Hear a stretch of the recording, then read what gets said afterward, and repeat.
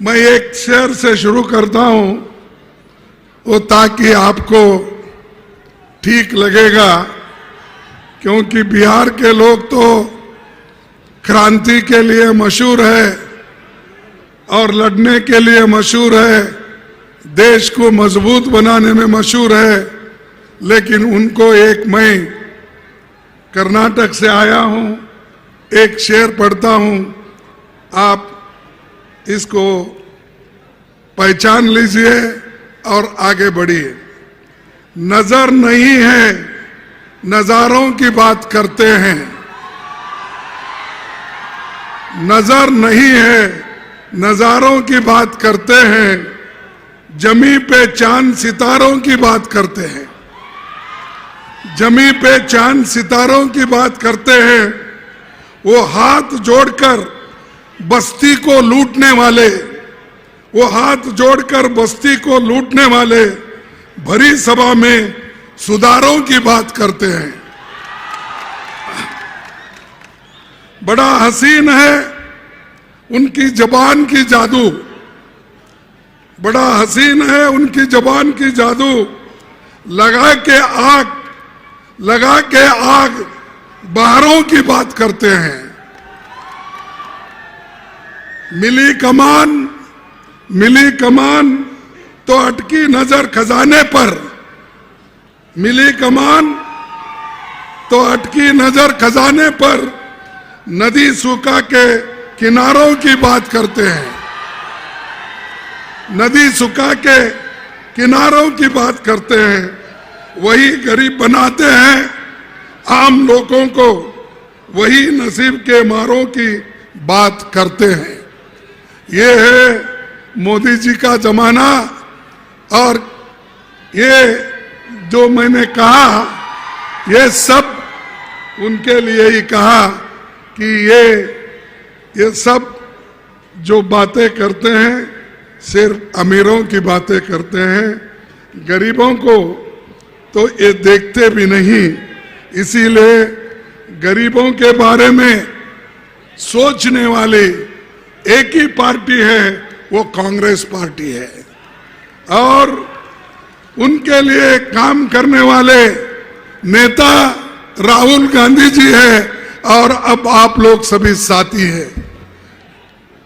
ये लोगों के चहीते नेता राहुल गांधी जी के नेतृत्व में मणिपुर से चली भारत जोड़ो न्याय यात्रा आज औरंगाबाद पहुंची है। यहां सभी लोगों का मैं कांग्रेस पार्टी से और से स्वागत करता हूं और हमारे प्रेसिडेंट भी आपका स्वागत किए। फिर एक बार मैं अपने तरफ से आप लोगों का स्वागत करता हूं। बिहार भगवान बुद्ध, महावीर, गुरु गोविंद सिंह, राजेंद्र बाबू और अनुग्रह नारायण सिन्हा जी की धरती है। ये एक बहुत बड़ी धरती है और ऐसे धरती पे हम आए हैं और ये जरूर है कि बिहार को एक बार फिर कठिनाइयों में बीजेपी सरकार धकेल दिया है। जो बिहार दुनिया को प्रकाश देता था, इतने बड़े बड़े नेता, इतने बड़े बड़े संत यहां दुनिया को प्रकाश दिए। बोध गया यही है, गुरु नानक जी का भी यही जन्म हुआ बिहार में, उसी ढंग से महावीर का भी इधर ही हुआ। ये सब लोग न्याय के लिए, सत्य के लिए लड़ते रहे, अपनी कोशिश की कि लोगों को सच्ची राह पे लाने के लिए। भाइयों, यहां पर आकर और हमारे पटना में मुख्यमंत्री जी, आज के मुख्यमंत्री जी कौन है, क्या है, हाँ सॉरी, नीतीश कुमार जी, जो उन्होंने ये कहा था मुख्यमंत्री जी ने कहा था मर जाऊंगा लेकिन कभी बीजेपी में नहीं जाऊंगा, ये उन्होंने कहा था, कहा था या नहीं? फिर आज कहां है वो? कहां जा? अरे जो इंसान अपने आप को कहता है मैं मर जाऊंगा लेकिन बीजेपी पे नहीं जाऊंगा, लेकिन वो आज बीजेपी के झोले में गिरे हैं। उन्होंने ये भी वायदा किया हमारे साथ बैठ के, महागठबंधन का वायदा किया, हम 5 सालों में 10 लाख लोगों को नौकरियां देंगे। कहा या नहीं कहा? तो यही बीजेपी उनको डरा धमका के अपने पास ली है। और ये जो गरीबों को वायदा करके वोट लिए, और वही आज फिर गरीबों को चूसने वाले पार्टी के अंदर जाकर घुस गए हैं। महात्मा बुद्ध का एक मार्ग है, और उन्होंने ये बात भी यही कही थी, सत्य के मार्ग पर चलते हुए व्यक्ति केवल 2 ही गलतियां कर सकता है। पहली, या तो पूरा रास्ता तय न करना, रास्ता न तय करना, दूसरी या फिर शुरुआती नहीं करना। तो पूरा रास्ता अगर तय करने वाला नेता अगर कोई है वो राहुल गांधी है। सत्य की रास्ता पे चलने वाला व्यक्ति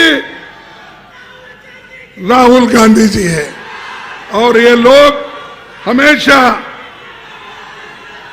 सच्चाई पे कभी नहीं चले, लोगों को सिर्फ अच्छी बात करके युवाओं को बर्बाद किए, किसानों को बर्बाद किए, लोगों को बर्बाद किए, ऐसे लोग हैं। भाइयों, बड़े बड़े परियोजना की जो बात है, यहां पर हमेशा भाजपा तो बड़ी बड़ी बात करती है, लेकिन बिहार को पीछे धकेल दिया। हम डेवलपमेंट के लिए जा रहे हैं, नीतीश जी बोले। अरे डेवलपमेंट के जा रहे हैं क्या बचने के लिए जा रहे हैं, ये बोलिए। और बिहार में यूपीए के गवर्नमेंट में 2 लाख करोड़ रुपए दिया गया था। 2 लाख करोड़ यूपीए गवर्नमेंट बिहार को दी थी। इससे 6 power project, national highway, prime minister Gram Sadak Yojana, ये सारी चीजें हमने करके दी। इनके जमाने में कुछ पैसा नहीं आया। ये चुप्पी हमेशा केंद्र सरकार के खिलाफ, हमारे पास जब थे बात करते थे, अब तो मुंह उनकी बंद हो गई है। अब आप नाक पकड़े तो वो मुंह खोलेंगे, नहीं तो नहीं खोलेंगे। आपको नाक पकड़ना है और आपके वोट के लिए वो नाक रगड़ेंगे भी। तो इसीलिए आप मजबूती से रहो। और मुझे मालूम है कि परसों जो यहां पर वोट ऑफ कॉन्फिडेंस बोलिए या स्पीकर के लिए जो वोटिंग चली, उसमें सब पार्टी में कुछ ना कुछ टूट गया, लेकिन कांग्रेस एक ही पार्टी, कांग्रेस के विधायक डट कर रहे, मुकाबला करते रहे और वो एक होकर रह गए। ये है कांग्रेस की शक्ति, इसको कोई तोड़ नहीं सकता। तोड़ने की कोशिश बहुत कर रहे हैं।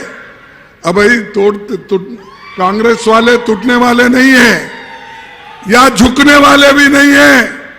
वो झुकेंगे नहीं, मर जाएंगे, गर्दन कटवा लेंगे, लेकिन कभी झुकेंगे नहीं उनके सामने। ये हमारे लोग हैं। भाइयों, 1915 के चुनाव में पहले पटना में मोदी जी ने कहा था बिहार को 1,15,000 करोड़ रुपए देने का वायदा किया था। 1,15,000 करोड़ मिला।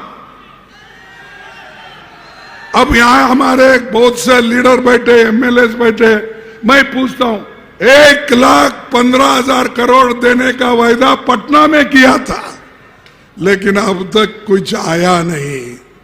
इसीलिए अब क्या, आया राम गया राम पहले बोलते थे, अब आया कुमार गया कुमार हो गया है। आया कुमार गया कुमार। तो ऐसे लोग मुल्क का कभी भलाई नहीं करते। अच्छी बात कर सकते हैं, अच्छा बोल सकते हैं, लोगों को भूल भुलाई कर सकते हैं, लेकिन देश के लिए ये लोग कुछ नहीं करेंगे, ये मेरा दावा है। क्योंकि ये जिस रास्ते पे चल रहे हैं वो खतरनाक रास्ता है, देश के लिए बहुत बड़ा धक्का पहुंचेगा। और हमेशा भागीदारी की बात करने वाली Congress party, RJD, left party, ये एकजुट होकर किसी के प्रेशर में वो नहीं आने वाले हैं। वो किसी को डरने वाले नहीं हैं या भागने वाले नहीं हैं या आया राम गया राम की काम करने वाले नहीं हैं। भाइयों, राहुल गांधी जी का एक पहले से डिमांड है, हम सब लोगों का डिमांड है, और मेरे पार्टी का भी डिमांड है, और हमारे साथियों का भी डिमांड है। यह है जातिगत जनगणना हम करके रहेंगे। अगर हमारी गवर्नमेंट आई, करके दिखाएंगे।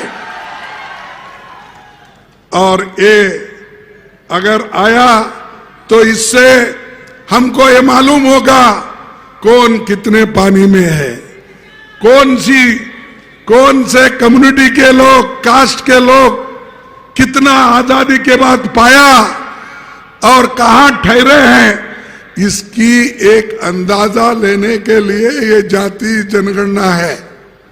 कितने ग्रेजुएट्स बैकवर्ड में बने, कितने ग्रेजुएट शेड्यूल कास्ट में बने, कितने शेड्यूल ट्राइब्स में बने, कितने माइनॉरिटीज में बने, कितने गरीब तबके के लोग अपर कास्ट में भी है, वो कितने आगे आ गए, किसके पास जमीन है, ये सब देखने के लिए तो जातिगत गणना का हमने डिमांड किया है। इसमें गलती क्या है? चंद लोग, अब मोदी बोलते हमेशा कांग्रेस पार्टी देश को डिवाइड कर रही है, जाति के नाम पे डिवाइड कर रहे हैं। हम क्या कर रहे हैं भाई? हम तो लोगों को न्याय दिलाना चाहते हैं। 2011 के बाद 2021 का जनगणना का भी रिपोर्ट आना था, वो क्यों नहीं आया? इसीलिए कि उनकी असलियत उसमें मालूम होगी, इसलिए मोदी उसको छुपा के रखे। अगर हमारी सरकार आई, पूरा ये बाहर निकाल के सभी को न्याय दिलाने का काम कांग्रेस पार्टी करेगी। और यहां पर दिल्ली में किसानों का एक बहुत बड़ा आंदोलन चला है। कौन सा आंदोलन? एमएसपी का। कौन सा आंदोलन? उनको सही दाम मिले। कौन सा आंदोलन? जो फर्टिलाइजर महंगा हुआ है ट्रैक्टर पे और दूसरे जो सामान है किसान उसका उपयोग करता है, उसके ऊपर जो जीएसटी लगाई है वो कम करने का। लेकिन ये सरकार उनको मिलने के लिए तैयार नहीं है, और जो मिलने के लिए आना चाहते हैं वो दिल्ली के बॉर्डर पे बैठे हैं। उनके सामने बहुत बड़ा एक वॉल बनाया है, और वो प्रोटेक्शन वॉल करके और उसके ऊपर कीले लगा के और उसका क्या है बोलते, उसके जितने भी तार है वो तार डाल के लोगों को उसमें जो पावर यानी इलेक्ट्रिसिटी छोड़ के कोई नजदीक नहीं आना, शॉक लगना, इसलिए ऐसी बहुत बड़ी एक तैयारी करके किसानों को वो आज एक हरासमेंट कर रहे हैं, एक उनको सता रहे हैं। मैं पूछता हूं, ये तो वो किसान तो अन्नदाता है, हमारा पेट भरवाता है, ऐसे लोगों को एजिटेशन करते हैं तो क्या आप उन लोगों को मारते हो, लाठीचार्ज करते हो, गैस छोड़ते हो? ऐसा ही पिछले 14 महीने आंदोलन चला, उस वक्त भी इन्होंने ऐसा किया। एक मिनिस्टर का बेटे ने जीप चलाकर 4 किसानों को कुचल दिया और कईयों को लाठीचार्ज किया, कईयों लोग उसमें घायल हो गए। क्या यही प्रजातंत्र है? क्या यही लोकतंत्र है? क्या मोदी का यही संविधान है? ये लोग ना संविधान को मानते या लोकतंत्र को मानते। ये लोग सिर्फ इस देश में हुकुमशाही चाहते हैं, डिक्टेटरशिप चाहते हैं, और वो डिक्टेटरशिप मोदी जी आज कर रहे हैं, बीजेपी के लोग ये बात कर रहे हैं। इसीलिए हमको चाहिए हम मजबूत बनकर उनका मुकाबला करें। जब तक आप मजबूत नहीं बनेंगे, मैं खास करके गरीबों को कहना चाहता हूं, दलितों को कहना चाहता हूं, पिछड़े हुए लोगों को कहना चाहता हूं, माइनॉरिटीज के लोगों को कहना चाहता हूं, और जो भी कम्युनिटी में जो गरीब लोग हैं उनसे कहना चाहता हूं, ये तो मेरे लिए ऐसा महसूस हो रहा है मोदी ये आखिरी इलेक्शन करवाएगा, इसके बाद डेमोक्रेसी नहीं रहेगी, इसके बाद संविधान नहीं रहेगा, इसके बाद लोकतंत्र नहीं बचेगा। अभी डरा डरा के अपने पास ले रहा है। हमारे कई एमएलए को इस 10 साल में हमारे 500 एमएलए को उन्होंने खरीदा। बोलिए, कभी ऐसा हुआ? नेहरू जी के जमाने में हुआ, इंदिरा जी के जमाने में हुआ, लाल बहादुर शास्त्री के जमाने में हुआ, कब हुआ? राजीव गांधी के जमाने में हुआ? नहीं हुआ। तो ये क्यों कर रहे भाई? एक तरफ ये तो कहते हैं कि हमको सत्ता से कोई लोभ नहीं है, ये लोभ नहीं है तो खरीद रहे क्यों? हमारे 4-4, 5-5 सरकारें गिराई, परसों भी यही हुआ तुम्हारे पास। खैर, जो भागते हैं भागने दो, कहीं ना कहीं उनको रुकना पड़ता है, दम घुट जाता है, कहीं ना कहीं वो ठहर जाएंगे, उस वक्त हमको पकड़ेंगे हम उनको। भाइयों, ये भूमि गांधी जी, जो इंदिरा गांधी जी, महात्मा गांधी जी, सभी लोगों ने यहाँ पर बहुत ही प्रयास किया कांग्रेस पार्टी को मजबूत बनाने का, नेहरू जी के जमाने में भी, और कई हमारे नेता यहाँ पर, जो हमारे महामाननीय अध्यक्ष थे राजेंद्र प्रसाद जी, वो भी यही के, और बाकी के नेता जो सोशलिस्ट नेता थे वो भी यही के। जब कुछ अन्याय होता है तो तब वो लोग उठते हैं, चाहे कांग्रेस के हो, चाहे गरीबों के हमदर्द लोग हो। ये बिहार ऐसा बिहार है, यहाँ गरीबी हो सकती है लेकिन उनके पास स्वाभिमान है, अभिमान के साथ जीने वाले लोग हैं। और एक बार आपको इतिहास के पन्ने में जाना है और मोदी जी को हटाना है। आप जरूर ये काम करेंगे ऐसी मैं आशा करता हूं। और जो किसान लड़ रहे हैं दिल्ली में, उनको भी हम सपोर्ट कर रहे हैं।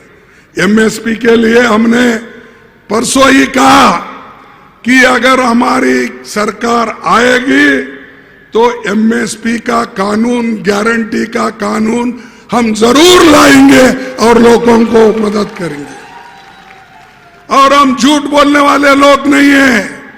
जब लोगों को पेट को खाना नहीं मिलता था, हमने ग्रीन रेवोल्यूशन करके सोनिया गांधी के जमाने में फूड सिक्योरिटी एक्ट लाके पेट को खाना दिया। और आज मोदी कहते हैं 80 करोड़ लोगों को मैंने फ्री अनाज दिया। कहां से देते भाई? कानून हमारा दिए हम। तुम 5 किलो चावल बढ़ाकर बोल रहे कि हमने सबको फ्री अनाज दिया। देने वाले 5 साल क्या काम कर रहे थे? 10 साल हो गई आपकी हुकूमत, अब फ्री चावल याद आया आपको? इसलिए याद आया वोटों के लिए। लेकिन हम, इलेक्शन नहीं था उस वक्त, चुन के आने के बाद सोनिया गांधी जी ने वो काम किया। गरीबों के लिए मनरेगा लाया, गरीबों के लिए फूड सिक्योरिटी एक्ट लाया, गरीबों के लिए एजुकेशन बच्चों के लिए, ये सारी चीजें हम किए। ऐसी चीज करके बताओ। बड़े बड़े भाखड़ा डांगल डैम जैसे हमने बनाया, पब्लिक सेक्टर हमने बनाया, BHEL, BAL, ऐसे बड़े जो पब्लिक सेक्टर्स है सार्वजनिक क्षेत्र में, उनको हमने किया। तुमने क्या किया बताओ? एक आधा BHEL, एक आधा कोई बड़े बड़े एम्स। अब हमने एम्स किया तो उसका कॉपी करके अब सोच रहे, अरे भाई हमारे ESI के तरफ से तो हमने मेडिकल कॉलेज और एम्स ये बहुत से खोले, लेकिन मोदी उसको मानने के लिए तैयार नहीं, क्योंकि मोदी अपनी गारंटी देता है। अपनी गारंटी क्या है उसकी आपको मालूम है। हालांकि हमने 72,000 करोड़ रुपए लोन किसानों का माफ किया या नहीं किया? लेकिन मोदी ने क्या किया? कर्जा माफ किया। देखो, मोदी ने कर्जा भी माफ नहीं किया और हमेशा ये बोलते रहे कि मेरे लोग को सुख और समृद्धि से रखता हूं। और एक चीज है भाइयों, जब छत्तीसगढ़ की सरकार अपना स्टेट के ओर से MSP का दाम बढ़ा सकती है, बिहार में क्यों नहीं? ये करना चाहिए, लेकिन ये नहीं करते, सिर्फ वो कहते रहते हैं।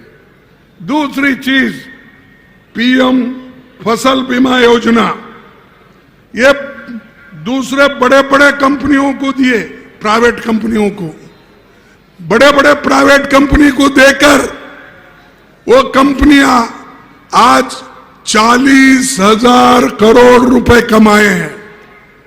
किसानों के पास इंश्योरेंस के पैसे लेना, लेकिन देते वक्त कंजूसी करके, काट छाट करके उनको दूर करना। और आखिरी में आज इंश्योरेंस कंपनियों को, जो मोदी जी के दोस्त हैं, जो हमेशा जिनको मदद करते हैं, वो लोग 40,000 करोड़ रुपए बचा लिए हैं। किसी गरीब के पास 10 रुपए बचे हैं तो ये हमेशा ऐसी चीजें करते हैं। और आपको मालूम है, किसान की जो आमदनी है वो आज के दिन में 16 रुपए प्रतिदिन है। 2,33,00,000 किसानों को योजना से बाहर कर दिया। योजना तो बताया, लेकिन उस योजना से उन्होंने बाहर कर दिया। ये है मोदी जी की गारंटी।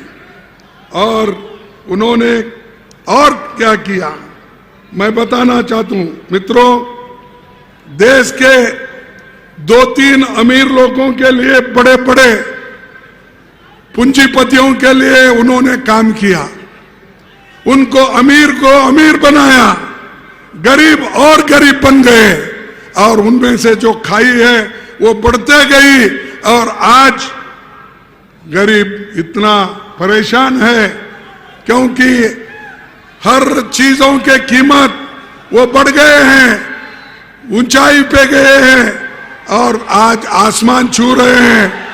तो ये जो है महंगाई सबको मार रही है, लेकिन मोदी जी को उसके बारे में चिंता नहीं है।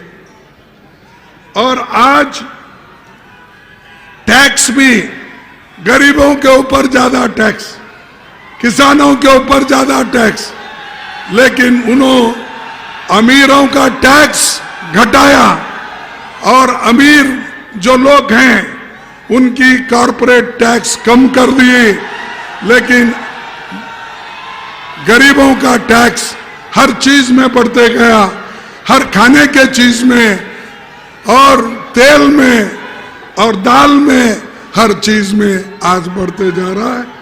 ऐसा जो एक आज मोदी की राज है, इसको हम पहले तो हम बड़े बड़े योजनाएं बिहार को लाए, लेकिन आज वो योजनाएं खत्म होते जा रही है। और मैं यही कहूंगा आखिरी में, मोदी जी की क्या गारंटी है? मोदी जी की यह गारंटी है कि हर साल उन्होंने कहा मैं 2-2 करोड़ नौकरियां दूंगा युवाओं को। कहा या नहीं कहा?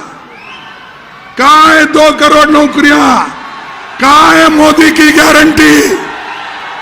ये गारंटी, अरे वो गारंटी आप निभा नहीं सके क्या? आज रोज पेपर में आ रहा है वो गारंटी आप निभाएंगे? हर एक के जॉब में 15-15 लाख रुपए डालने का आपने कहा है 15 लाख आपको मिले? नहीं मिले। फिर प्राइम मिनिस्टर झूठे हैं क्या आप झूठे हैं? क्योंकि प्राइम मिनिस्टर कह रहा है मैं 15 लाख दिया हूं और आप बोल रहे नहीं है बोल रहे। या तो प्राइम मिनिस्टर झूठा हो सकता या नहीं तो आप हो सकते। फिर पूछो अब जब यहां आएगा या कहीं भी बिहार में फिरेगा, उसको ठहरा करके पूछो भाई पहले मेरे बच्चों को 2 करोड़ की वायदा किया था नौकरी का, वो देगा। 15-15 लाख रुपए देने का वायदा किया था, वो दे के जाओ। फिर एमएसपी डबल करने का वायदा किया था, वो दे के करो। किसान की आमदनी 2 गुना करना था, वो दे के जाओ। अगर ये नहीं कर सकते फिर क्यों वोट मांगने के लिए आप यहां आए हैं, ये पूछना आप जरूरी है। और उनकी गारंटियां कभी भी इस देश में बन नहीं सकती, वो दिला नहीं सकते। लेकिन हमारी गारंटी हमने कर्नाटक में करके दिया, हमने तेलंगाना में करके दिया, और हमारी गारंटी पहले भी फूड सिक्योरिटी एक्ट बोलो, मनरेगा बोलो, कंपल्सरी, ये हमारी गारंटी हमने करके दिया। मोदी की एक गारंटी नहीं, हमेशा बोलते रहे। और मकान मैं कितना 10 करोड़ क्या 40 करोड़ इतने मकान बनाया हूं, कहां है भाई? आधे आधे कच्चे मकान है अभी, कौन से भी पक्के मकान नहीं बने। सिर्फ 50 लाख मकान आधे आधे बने हैं, और ये बोलते हैं मैं पक्के मकान बना के दूंगा। ना पक्के भी है, कच्चे तो आधे में है, कब गिर जाएंगे मालूम नहीं। और दूसरा, मोदी जी इतना ही नहीं, इतना कर्जा देश पे किए हैं पूछो मत। यूपीए गवर्नमेंट में सरकार के ऊपर कितना कर्जा था? सिर्फ 55 लाख करोड़। आज कितना है? मोदी ने इतना कर्जा रखा 185 लाख 185 लाख करोड़। 3 गुना 10 साल में, और 55 लाख ये कम से कम 50 साल में। आप सोचिए किस ढंग से ये देश चल रहा है, कैसा इसको उन्होंने खत्म कर रहे हैं, खत्म करके अमीरों के हाथ में दे के जा रहे हैं। ये भी नहीं, उन्होंने और भी कहा कि भाइयों,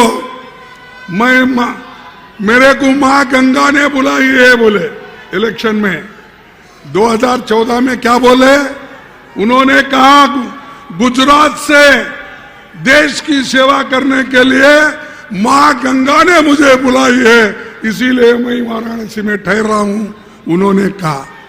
अरे भाई, मां गंगा ही बुलाई, तुमने बोला गंगा का आपने एक क्लीन करने का आपने वायदा किया, लेकिन 10 सालों में उसका कुछ नहीं हुआ। ये मोदी का है कहना, ये मोदी हमेशा झूठ बोलता है, और झूठ बोलने वालों को आप सपोर्ट नहीं करना चाहिए। देश के लिए लड़ने वाले लोगों को, जो राहुल गांधी जी आज कर रहे हैं, उस यात्रा को आप पूरा सपोर्ट दे रहे हैं, मैं आपको धन्यवाद देता हूं।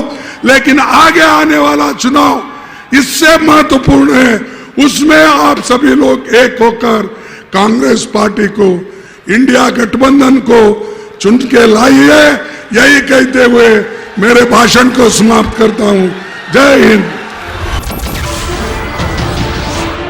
नमस्कार, मैं हूं मानक गुप्ता। अगर आपको हमारा ये वीडियो पसंद आया हो तो इसे लाइक और शेयर जरूर करें, और हां, हमें सब्सक्राइब और फॉलो करना ना भूलें, ताकि आप देश और दुनिया की कोई खबर मिस ना करें। तो जुड़े रहिए हमारे साथ और देखते रहिए News 24।